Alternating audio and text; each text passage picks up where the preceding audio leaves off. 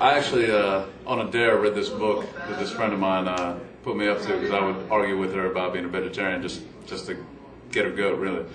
And it was Diet for New America. And that just kind of let me in on the truth that I kind of knew but didn't want to think about how animals are processed for food, for human consumption. Yeah, there wasn't anything really disgusting or particularly nasty for me. I was just always really into having pets and felt a real connection with animals. And I guess as I became aware, you get through adolescence, you don't even think about it. It's not even something that, I don't know, for me it wasn't something that even crossed my mind. But once I became aware of how this was coming from where it was coming to my plate, it's just, I couldn't eat it. It was disgusting.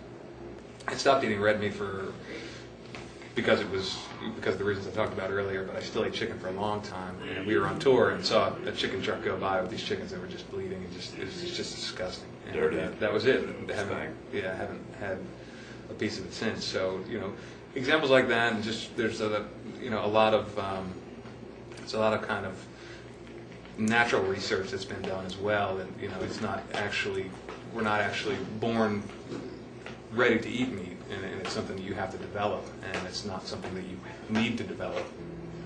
The issue with the whole thing is just education and information. Most people don't think about it. They never get out of that phase that I was talking about earlier, where it's just kind of, this is food. You don't think the process through. Some of the most disgusting things you'll see is when corporations feed people because they're bottom line minded, and in that situation, I think respect for life is forgotten. I hope your money makes you comfortable in hell, because if there is any justice, you will suffer.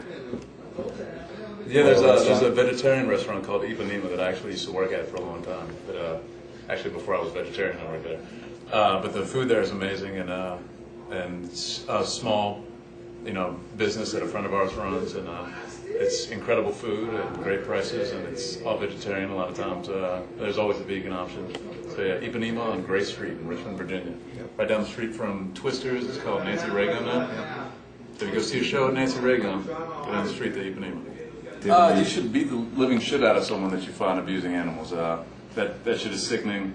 I understand that teenage boys are fucking retards, but hopefully, there'll be some thought process and some compassion in what they do to animals that they find in their prepubescent adventures.